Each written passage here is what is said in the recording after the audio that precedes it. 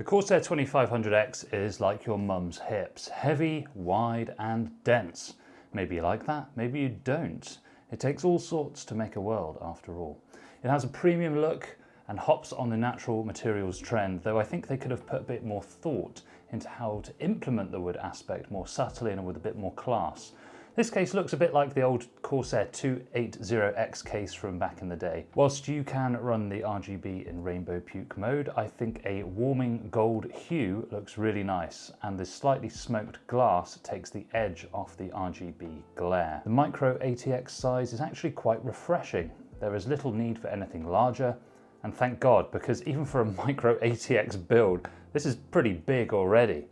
Now, I'd rather save any further glazing for your mum later, so why don't we look into the performance? Fortnite was an exceptionally smooth experience, over 430 FPS with decent 1% lows. This is really smooth. When I was playing this game, I was quite impressed.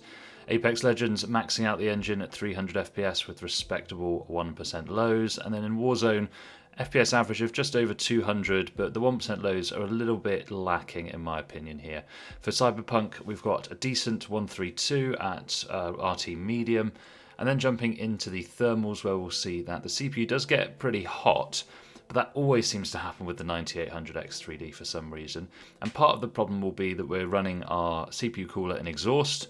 We can see on the screen here that when we took off the GPU from the overall test, the temperature in the system reduced by 8 degrees C on the CPU. So if you were to run an intake CPU cooler like a 240 on the side, perhaps that would have improved the CPU temperatures, but I don't know because I haven't tested it. Moving on to the acoustics next, and we can see when we're idle at the desktop, it's only a few decibels above the ambient noise. When we do go to 100% load on the CPU and GPU, the decibels do get quite significantly higher, but when you're wearing headphones, you're not going to be able to notice this, and it's not outrageous. The benefit of a very high-end PC like this is that it can really flex to any kind of gaming, as well as being excellent for content creation and streaming as well.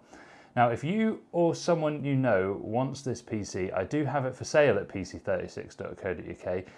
It will be sold at cost price because I'm making these videos, then I just want to move the PCs on. There's only going to be one available at the cost price before it goes back on general sale at a margined price, essentially. I've got a review and case tour of the Corsair 2500X coming within the next few days, so keep an eye out for that one for more detail on the case itself. But until then, tell your mum I'm picking her up at 8.